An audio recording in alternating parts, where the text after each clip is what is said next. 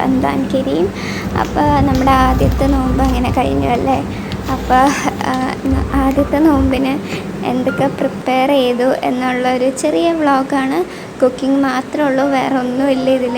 അപ്പോൾ ഞാൻ പെട്ടെന്ന് വിചാരിച്ചാണ് രാവിലെ എഴുന്നേറ്റപ്പോൾ ഓക്കെ വ്ളോഗ് എടുക്കാമെന്ന് വിചാരിച്ചിട്ട്.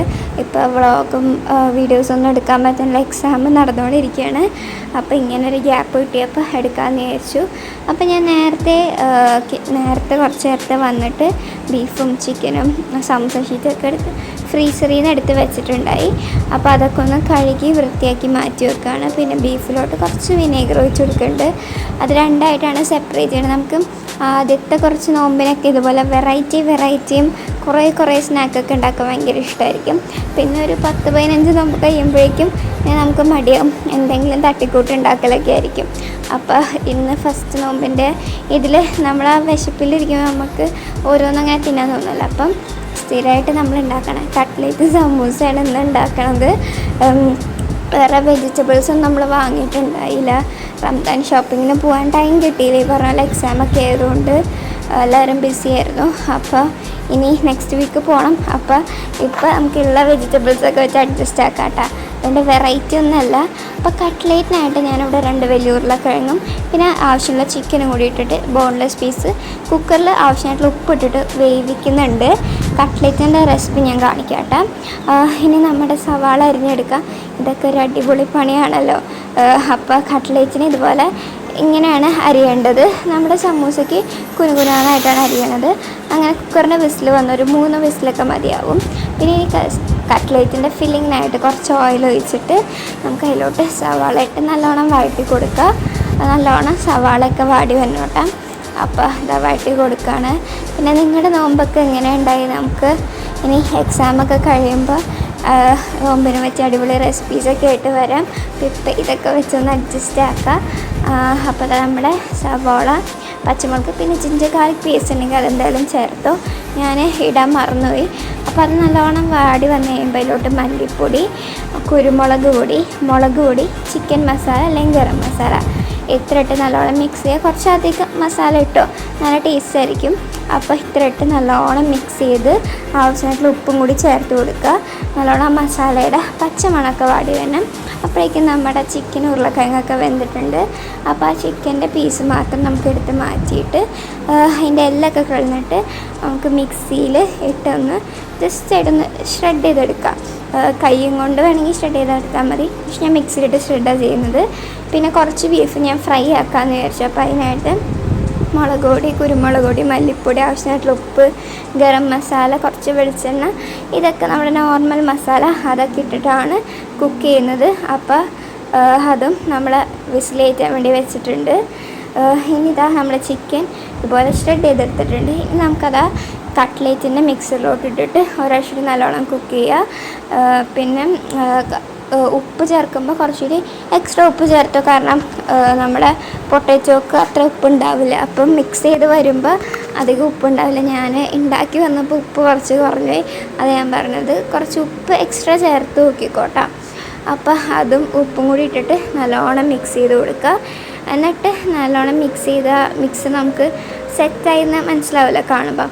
എന്നിട്ട് ഇത് നമ്മുടെ ഉടച്ച് വെച്ച ഉരുളക്കിഴങ്ങ് എന്തെങ്കിലും വെച്ചൊന്ന് ഉടച്ചെടുക്കുക. എന്നിട്ട് ഇതിലോട്ട് ഇട്ട് കൊടുത്തിട്ട് നല്ലോണം കൈകൊണ്ട് മിക്സ് ചെയ്തെടുക്കുക. നല്ലോണം മസാലയൊക്കെ ആവുന്ന രീതിയിലും ഉരുളക്കിഴങ്ങ് ഉടയണ രീതിയിലോട്ട് മിക്സ് ചെയ്യാം. ഇനി അതവിടെ ഇരിക്കട്ടെ. നമുക്കിനി നമ്മുടെ സമൂസയുടെ പരിപാടിയിലോട്ട് പോകാം. ഇതിൻ്റെ റെസിപ്പി ഞാൻ എടുത്തിട്ടില്ല. ആ കട്ട്ലേറ്റ് ഉണ്ടാക്കിയ സെയിം പാനിൽ തന്നെ കുറച്ചുകൂടി ഓയിൽ ഒഴിച്ച് കുനുകുനാന്ന് വരുന്ന സവാളയും പച്ചമുളകും സെയിം ജിഞ്ചർ ഗാർലിക് പേസ്റ്റും പിന്നെ നമ്മൾ കട്ട്ലേറ്റിനിട്ട സെയിം മസാല തന്നെയാണ് ഇടുന്നത്. മുളക് പൊടി, മല്ലിപ്പൊടി, ചിക്കൻ മസാല, കുരുമുളക് പൊടി ഇത്ര ഇട്ടിട്ട് നമ്മുടെ ചിക്കനും കൂടി ഇട്ട് നല്ലോണം മിക്സ് ചെയ്യുക. ഈ മസാല നല്ല ടേസ്റ്റിയാണ് കേട്ടോ. നമ്മുടെ സ്പ്രിംഗ് റോളിൻ്റെയൊക്കെ ടേസ്റ്റ് ഉണ്ടായി കഴിച്ചപ്പോൾ സമൂസ നല്ല ടേസ്റ്റ് ഉണ്ടായി. അപ്പോൾ ഈ മസാല എന്തായാലും ട്രൈ ചെയ്ത് നോക്കുക. ഇനി നമ്മുടെ സമൂസ ഫില്ല് ചെയ്യാൻ പോവുകയാണ്. അപ്പം മൈദയുടെ പേസ്റ്റ് എടുത്ത് വെച്ചിട്ടുണ്ട്. പിന്നെ ഇതാ നമ്മുടെ സമൂസയുടെ ഷീറ്റും എടുത്ത് വെച്ചിട്ടുണ്ട്. അപ്പോൾ ഫില്ല് ചെയ്യണ വീഡിയോ ഒന്നും ഞാൻ മര്യാദക്ക് എടുത്തിട്ടില്ല. കാരണം തുടക്കം മുതൽ ഫില്ലിങ് എനിക്ക് അതായത് കുറേ കാലത്തിന് ശേഷമാണ് ചെയ്യണം. അപ്പോൾ ഒരു പെർഫെക്ഷൻ കിട്ടുന്നുണ്ടായില്ല എങ്ങനെ ചെയ്തിട്ടും. പക്ഷെ അവസാനമായപ്പം സെറ്റായി വന്ന ഫില്ലിങ്. തുടക്കത്തിൽ അങ്ങോട്ട് ശരിയാവുന്നുണ്ടായില്ല. അപ്പോൾ ഇങ്ങനെയൊക്കെയോ കാണിച്ച് ഞാൻ ഫില്ല് ചെയ്തെടുത്തു. ഇനി ഇതാ നമ്മുടെ കട്ട്ലേറ്റിൻ്റെ മിക്സ് ഇതാ ഇതുപോലെ നല്ലോണം ഉടച്ചെടുക്കുക. ഉരുളക്കിഴങ്ങൊക്കെ നല്ലോണം ഉടയണം, എന്നാലേ ആ മസാലയുടെ ടേസ്റ്റൊക്കെ വരുള്ളൂ. എന്നിട്ട് ഇതാ നമ്മുടെ ഉരുളക്കിഴങ്ങിൻ്റെ മിക്സർ ഇങ്ങനെ എടുക്കുക. ബോളൊക്കെ നമ്മൾ കട്ട്ലേറ്റ് ഉണ്ടാക്കുക എല്ലാവർക്കും അറിയാമല്ലോ, പിന്നെ അറിയാത്തവർക്ക് വേണ്ടി കാണിക്കുകയാണ്. ഇങ്ങനെ ബോളാക്കിയിട്ട് കയ്യിൽ വെച്ചൊന്ന് അമർത്തി കൊടുത്തിട്ട് ഇങ്ങനെ റൗണ്ടാക്കി കൊടുക്കുക. എന്നിട്ട് നമുക്കിനി മുട്ട കുറച്ച് വെള്ളം ഒഴിച്ചിട്ട് ബീറ്റ് ചെയ്തെടുത്തിട്ടുണ്ട്. അതിലോട്ട് നമ്മുടെ മുട്ട നമ്മൾ ബീറ്റ് ചെയ്തെടുത്തേക്കാണ്. ഇത് നമ്മുടെ നേരത്തെ പരത്തി വെച്ച കട്ട്ലേറ്റ് ഇട്ടിട്ട് ജസ്റ്റ് ഒന്ന് ഡിപ്പ് ചെയ്തെടുക്കുക. എന്നിട്ട് നമുക്കത് റസ്ക് പൗഡറും ബ്രെഡ് പൗഡറും കൂടി ഒരുമിച്ച് പൊടിച്ചാണ് കേട്ടോ. അല്ലെങ്കിൽ റസ്ക് പൗഡർ മാത്രം എടുത്താൽ മതി, അല്ലെങ്കിൽ ബ്രെഡ് ക്രംസ് മാത്രം എടുത്താൽ മതി. നല്ലോണം കോട്ട് ചെയ്തെടുക്കുക. അപ്പോൾ ഇങ്ങനെ നമുക്ക് നമ്മുടെ കട്ട്ലേറ്റിന് സെറ്റാക്കി എടുക്കാം. അപ്പോൾ അതും ഇതുപോലെ ഞാൻ ചെയ്തെടുക്കുന്നുണ്ട്. ഈ ടൈം ആയപ്പോഴേക്കും 4:30-5 മണിയൊക്കെ ആയിട്ടോ. അപ്പം ഞാൻ കട്ട്ലേറ്റിന് സമൂസയൊക്കെ ഇതുപോലെ ആക്കിയിട്ട് മാറ്റി വെച്ച് വന്നിട്ട് ഞാൻ ഉമ്മ പൊരിച്ചോളൂ. അത് ഉമ്മക്ക് കോളേജുള്ളതുകൊണ്ട് ക്ഷീണമായതുകൊണ്ടാണ് ഞാൻ കുക്ക് ചെയ്യുന്നത്. പിന്നെ നോമ്പിൻ്റെ ടൈമിൽ എനിക്ക് കുക്ക് ചെയ്യാൻ ഭയങ്കര ഇഷ്ടമാട്ടോ. ഈ നമ്മുടെ ബീഫ് കറിയാണ് ഉണ്ടാക്കാൻ പോണത്. അപ്പോൾ അതിനായിട്ടുള്ള തക്കാളി, സവാള, വെളുത്തുള്ളി, പച്ചമുളക്, കുറച്ച് ഉരുളക്കിഴങ്ങ് എടുത്തിട്ടുണ്ട്. അപ്പോൾ നമ്മുടെ ബീഫ് ആദ്യം ഇട്ട് കൊടുക്കുക. പിന്നെ നമ്മൾ അരിഞ്ഞു വെച്ച തക്കാളി, സവാള, പച്ചമുളക്, ചതച്ച് വെളുത്തുള്ളി, ഉരുളക്കിഴങ്ങ് ഇത്ര ഇട്ട് കൊടുക്കുക. പിന്നെ ആവശ്യമായിട്ടുള്ള ഉപ്പ്, മല്ലിപ്പൊടി, മുളക് പൊടി, കുരുമുളക് പൊടി, മഞ്ഞൾപ്പൊടി, പിന്നെ നമ്മുടെ ഗരം മസാല ഇത്രയാണ് ഇട്ട് കൊടുക്കുന്നത്. ഇത്ര ഇട്ട് നല്ലോണം മിക്സ് ചെയ്യുക. ചിക്കൻ മസാലയും ഗരം മസാലയും ഞാൻ ചേർത്തിട്ടുണ്ട്. നല്ലോണം മിക്സ് ചെയ്യുക കൈയും കൊണ്ട്. എന്നിട്ട് ആവശ്യമായിട്ടുള്ള വെള്ളം കൂടി ഒഴിച്ച് ആവി കയറ്റാൻ വേണ്ടി വെക്കുക. ബീഫ് പൊരിക്കാനുള്ള ബീഫ് വേവിച്ച് അതേ പാകത്തിലാണ് ഞാൻ കുക്ക് ചെയ്യണത്.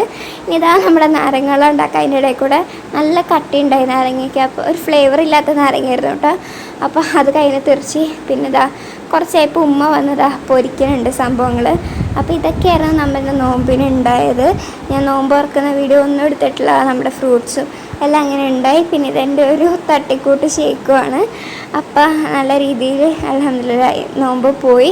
എല്ലാവരുടെ നോമ്പ് ഇതുപോലെ പോയി എന്ന് വിചാരിക്കുന്നു. ഞങ്ങളുടെ ബീഫ് കറിക്കുള്ള ഫൈനൽ താളിക്കൽ പരിപാടീസാണിത്. അപ്പം നമ്മൾ കുറച്ച് ഓയിൽ ഒഴിച്ചതിന് ശേഷം ഞാൻ ബീഫ് പൊരിച്ച് അതേ എണ്ണയിൽ കുറച്ച് സവാള ഒന്ന് അരിഞ്ഞിട്ട് വാട്ടുന്നുണ്ട്. അതിലത്തോട്ട് മുളക് പൊടി, മല്ലിപ്പൊടി, പിന്നെ നമ്മുടെ ഗരം മസാലയും പിന്നെ കുറച്ച് കുരുമുളക് പൊടി ഇട്ട് നല്ലോണം ഒന്ന് നല്ല സ്മെല്ല് വരുന്ന വരെ വാട്ടിയെടുക്കുക. എന്നിട്ട് കുറച്ച് വെള്ളം കൂടി ഒഴിച്ച് നമ്മുടെ നേരത്തെ വേവിച്ച് വെച്ച ബീഫിൻ്റെ മിക്സറില്ലേ അതും കൂടി ഇട്ടൊന്ന് ഇളക്കുക. എന്നിട്ട് ഈ ഉരുളക്കിഴങ്ങൊക്കെ ഒന്ന് ചെറുതായിട്ട് ഉടച്ചെടുക്കുക. ഓവറായിട്ട് ഉടച്ചിട്ടേണ്ട, ചെറുതായിട്ടൊന്ന് ഉടച്ചെടുത്താൽ മതി. എന്നിട്ട് മൂടി വെക്കാം. അങ്ങനെ ഇതാണ് നമ്മുടെ ബീഫ് കറി. നല്ല ടേസ്റ്റാണ്. പത്തിരിക്കൊക്കെ നല്ല കോംബോ ആണ് കേട്ടോ ഈ ബീഫ് കറി. അപ്പോൾ ഇതൊക്കെയാണ് നമ്മുടെ ഇന്നത്തെ വിശേഷങ്ങൾ. Thanks for watching. ബൈ.